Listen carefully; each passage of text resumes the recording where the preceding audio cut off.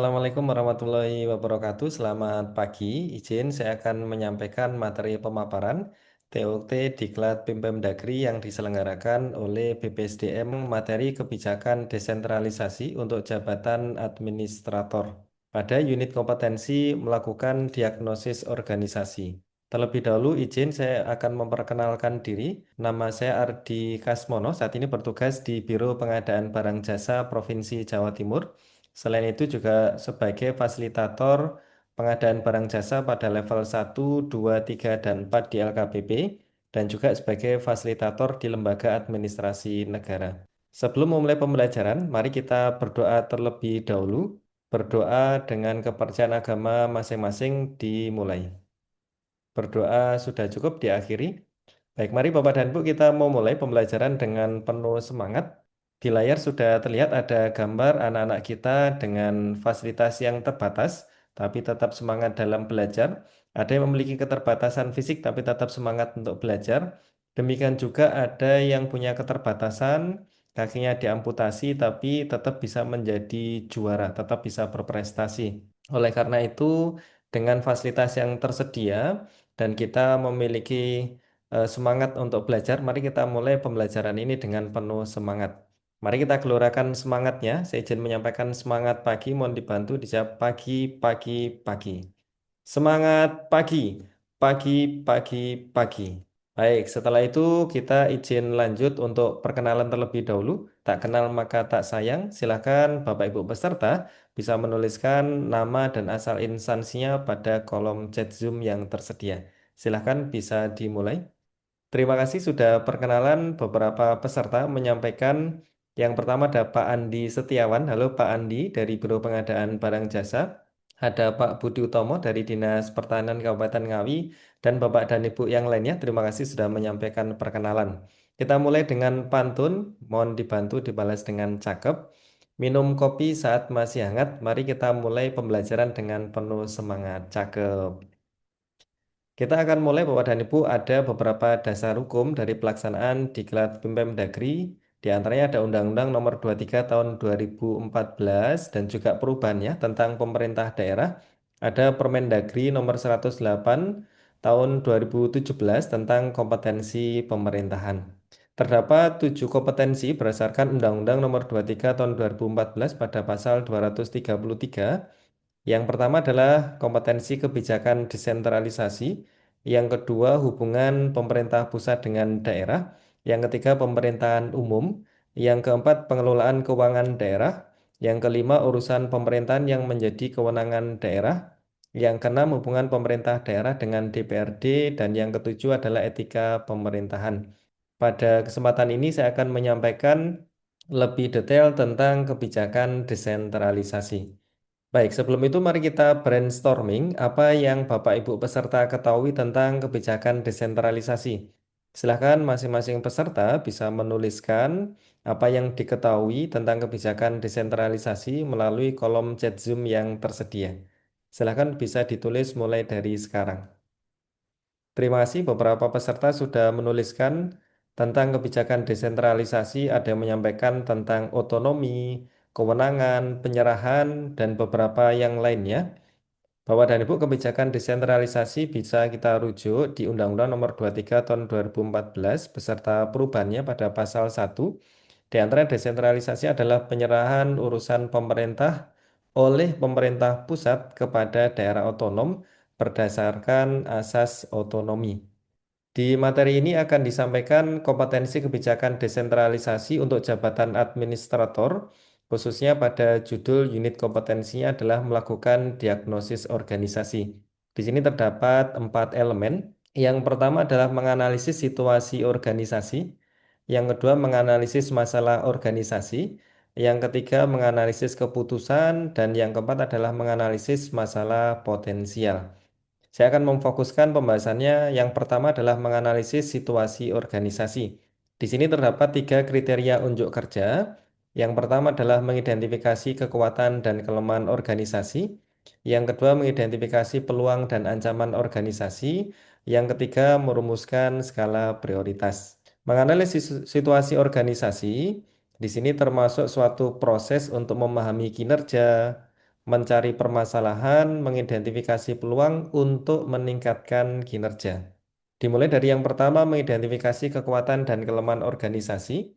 Di antaranya, kekuatan organisasi ini merupakan kelebihan internal di organisasi untuk mendukung pencapaian tujuan. Sedangkan kelemahan organisasi merupakan keterbatasan internal yang tentu bisa menghambat kinerja dari organisasi. Untuk menentukan kekuatan dan kelemahan, di sini bisa menggunakan analisis SWOT dengan membagi menjadi 4 kuadran. Kuadran yang pertama itu terkait dengan kekuatan dan juga peluang. Kuadran yang kedua, kekuatan dan ancaman. Kuadran yang ketiga, kelemahan dan peluang. Serta kuadran yang keempat, kelemahan dan ancaman.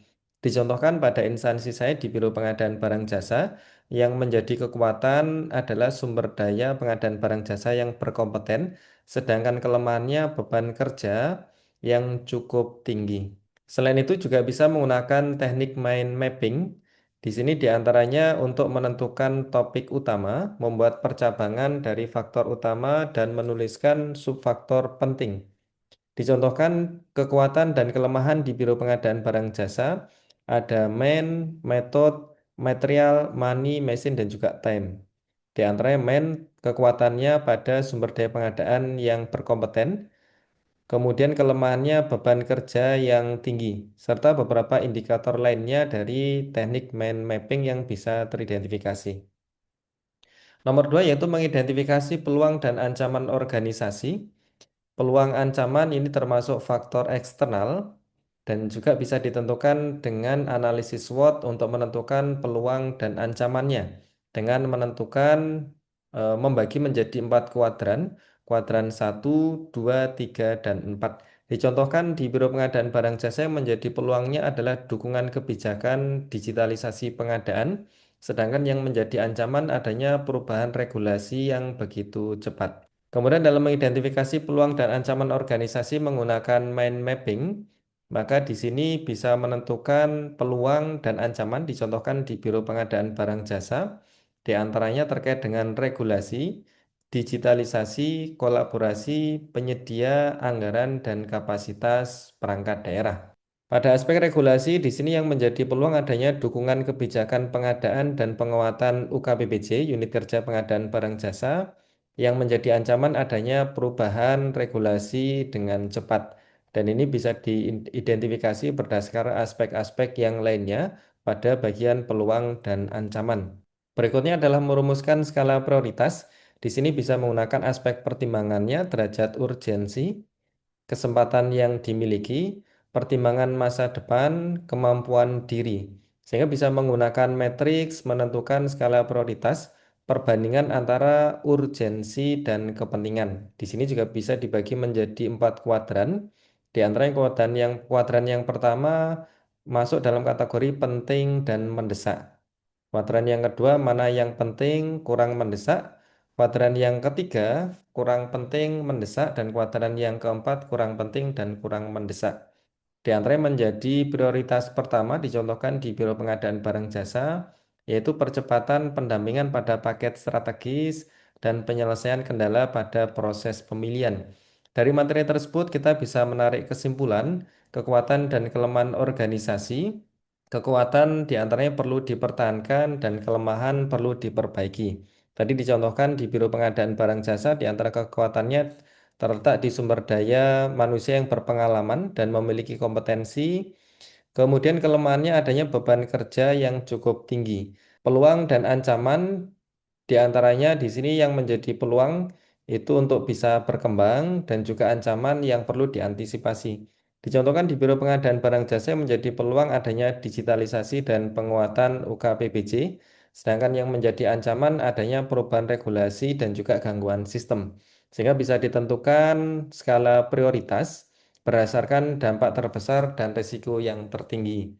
Di antara di Biro Pengadaan Barang Jasa dicontohkan yaitu meningkatkan kualitas perencanaan dan memperkuat kompetensi sumber daya manusia. Setelah kita mempelajari dan menarik kesimpulan, mari Bapak dan Ibu kita melakukan simulasi. Silahkan bisa menentukan masing-masing satu kekuatan, kelemahan, peluang, ancaman, dan dirumuskan skala prioritas pada organisasi masing-masing. Bapak dan Ibu peserta bisa melakukan scan QR code yang tersedia di layar atau mengetikkan link yang tersedia akan saya bagikan melalui kolom chat Zoom yang tersedia.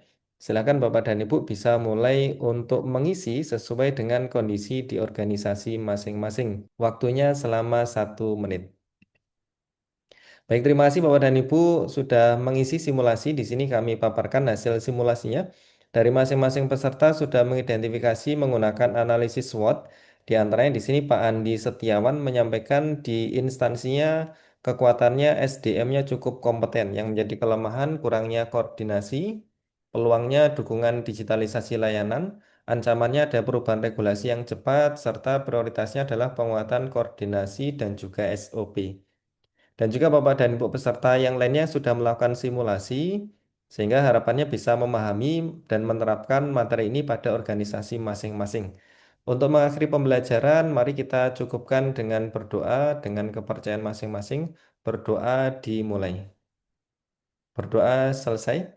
Terima kasih Bapak dan Ibu. Burung pelikan, burung cendrawasih. Cukup sekian dan terima kasih. Semoga bisa bermanfaat. Saya Ardi Kasmono, kita akhiri. Assalamualaikum warahmatullahi wabarakatuh.